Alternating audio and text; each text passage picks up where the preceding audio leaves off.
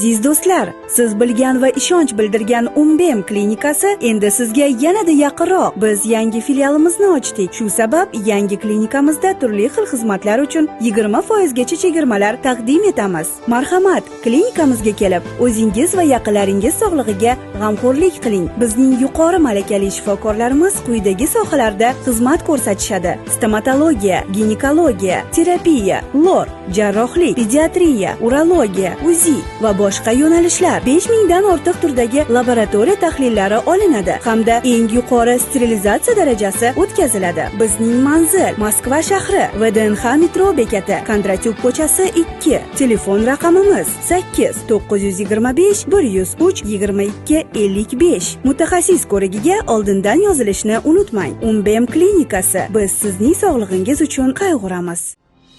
Agar arab davlatlari rahbarlari Rossiya bilan o't ochishni to'xtatish bo'yicha kelishuvga erishsa, Ukraina harbiylari Yaqin Sharqqa borib, arab mamlakatlariga Eronga qarshi kurashda yordam berishi mumkin, dedi Ukraina rahbari Vladimir Zelenskiy.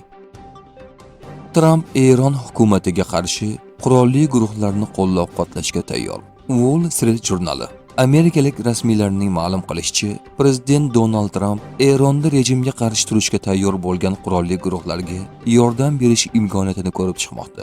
Biroq ularga qurol-yarog' yoki razvedka ma'lumotlarini taqdim etish bo'yicha yakuniy qaror hali qabul qilinmagan. Pokiston Eronga Saudiya Arabistoni oldidagi ittifoqchilik majburiyatlarini eslatdi, dedi Pokiston tashqi ishlar vaziri Ishoq Dar. Men Eron tomoniga mudofaa kelishuvimiz haqida xabar berdim. Tehron Saudiya Arabistoni o'z hududining Eronga qarshi ishlatilmasligini ta'minlash kerakligini aytdi, dedi Dar. Saudiya Arabistoni va Pokiston sentyabr oyida o'zaro mudofaa kelishuvini imzoladilar. Eron va Pokiston 900 kilometrdan ortiq chegaraga ega. Mojaro boshlangandan beri Eron Ar-Riyodga bir necha hujumlar uyushtirdi. Tehronda 2 aeroportga zarba berildi. Bitta yo'lovchi samolyot yo'q qilingan. Isroilning 700 News axborot agentligi va Eronning Saberin axborot agentligi xabar berishicha, Tehrondagi Mehrobod aeroporti asosan ichki reyslarni amalga oshiradi va mamlakat janubidagi Bushehr aeroporti hujumga uchragan. Hujum natijasida aviakompaniyaning bir yo'lovchi samolyoti vayron qilingan.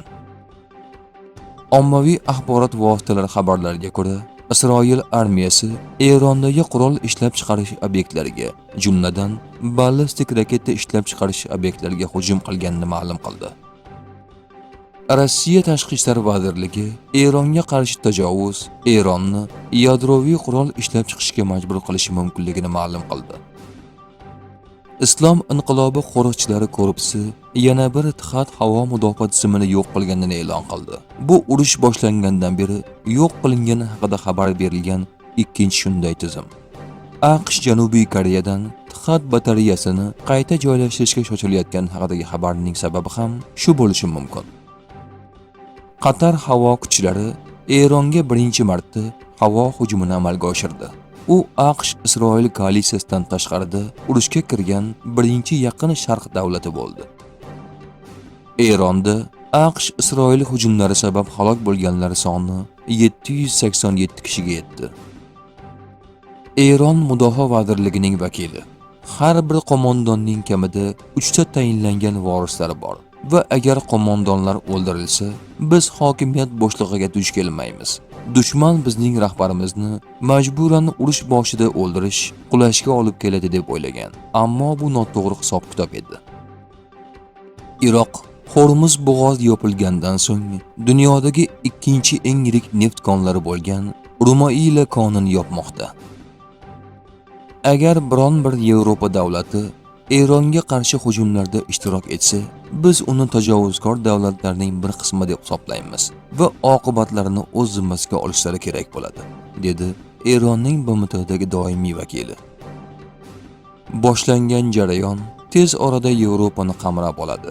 AQSh va Isroil rejimi tomonidan yoqilgan olov butun dunyoni qamrab oladi, dedi Eron tashqi ishlar vazirligi matbuot kotibi Ismail Baqoiy. Bu iflos rejim rahbarimizni va uning oilasini o'limga sababchi bo'lgan bir paytda Minobda hech qanday gunohi bo'lmagan 171 nafar farzandimiz ham o'lib ketdi. Nima uchun bu rejim kichkina begunoh qizlarga hujum qiladi? Qizlar maktabga hujumni urushning yon ta'siri deb oqlash eng uyatli bahonadir.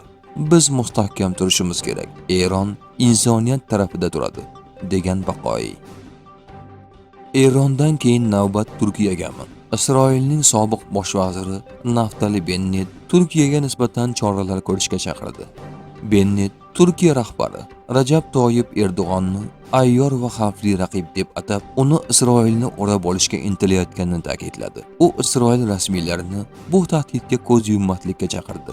Bennett shuningdek, Isroil bir vaqtning o'zida Tehron tomonidan kelayotgan tahdid va Anqara bilan munosabatlardagi murakkabliklarga qarshi turish kerakligini bildirdi. Bunga javoban Turkiya Buyuk Millat Majlisi raisi Davlat Bahçeli shunday dedi: Bir boshqa bir o'lim. Ustimizga kim kelayotgan bo'lsa, kimlar kelishni o'ylayotgan bo'lsa, ko'radigan azobini ham bilib qo'ysin.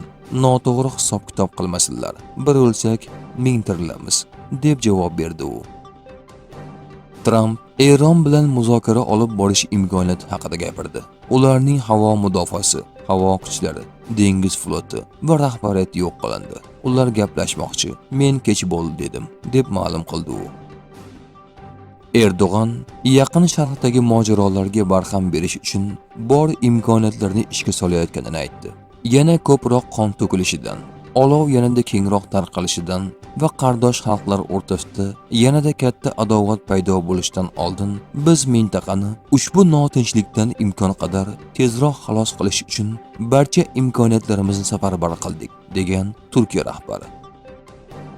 Eronda yadro quroli borligi yoki uni ishlab chiqarishga urinayotgan haqida na MAGATE'da, na Amerika razvedkasida hech qanday tasdiqlangan ma'lumot yo'q, dedi Sergey Lavrov.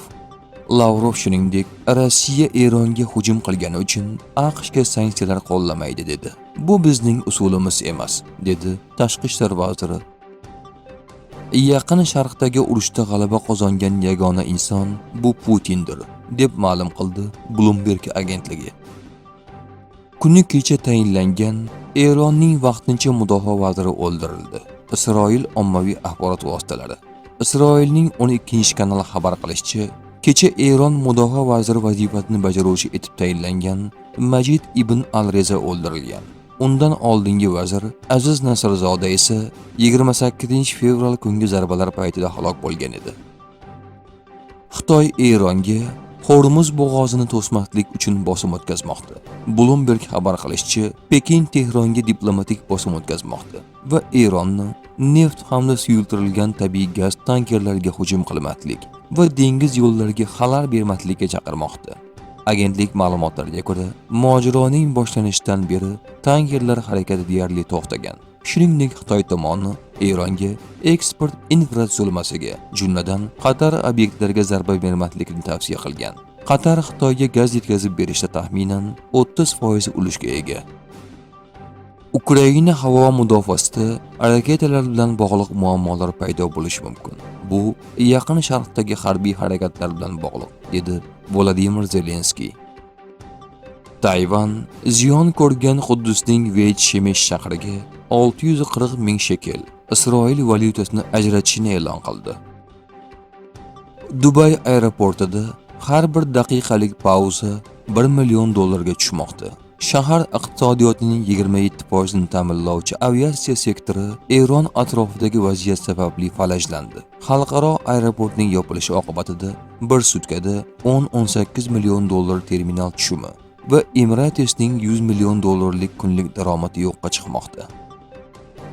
Isroil va Amerika terrorchilarni nishonga oladi, dedi Netanyahu. Isroil Amerikaning namunaviy ittifoqchisi. Shimoliy Koreyada yadro quroli bor, lekin ular Amerikaga tahdid solmaydi. Eron esa 50 ta Shimoliy Koreyaga teng. Eronga qarshi urush biroz vaqt olishi mumkin, ammo yillarga cho'zilmaydi. Men bu haqida o'nlab yillar davomida gapirdim va har bir yangi Amerika ma'muriyatini chora ko'rishga undaganman. Prezident Trump buni amalga oshirdi. Hech qachon Trumpdek prezident bo'lmagan. U erkin dunyoning yetakchisi ekanligi biz uchun katta baxt. Qo'shma Shtatlar Trump rahbarligida sivilizatsiyamizni va umumiy kelajagimizni himoya qilish uchun kurashga kirdi, dedi Isroil bosh vaziri. Biz hammadan ustun bo'lgan juda kuchli davlatmiz va ehtimol siz ham buni sezgandirsiz. Biz juda yaxshi ishlayapmiz. Biz juda kuchlimiz, dedi Donald Tramp. Shimoliy Koreya rahbari Kim Chen In Eronga raketa bermoqchi. Agar Eron istasa, biz ularga Isroilga qarshi raketalar bera olamiz. Shunday raketalardan atigi bittasi butun Isroilni yo'q qilishi mumkin, deb ta'kidlagan u. Jurnalist Tucker Carlson: agar gap haqiqatdan ham Eron yadroviy qurol yoki Miami va Nyu-Yorkka qaratilgan yadroviy raketa qurish tahdidi haqida bo'lsa, Mark Levin yaqinda tinglovchilarga aytganidek, bularning hech biri haqiqat emas.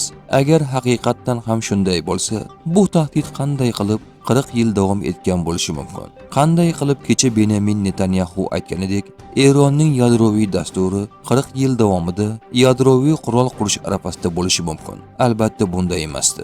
Eronning yadroviy qurol maqsadlari haqida bahslashsak, ular ehtimol uni xohlashgan. Kim xohlamaydi? Mana bunday qurolga ega bo'lmagan mamlakatlariga nima bo'lishini ko'ring. Endi hamma yadroviy qurolni xohlayapti. Lekin ular haqiqatdan ham uni olishga yaqin edimi? Yo'q. Xo'sh, Isroil nuqtai nazaridan buning maqsadi nima edi?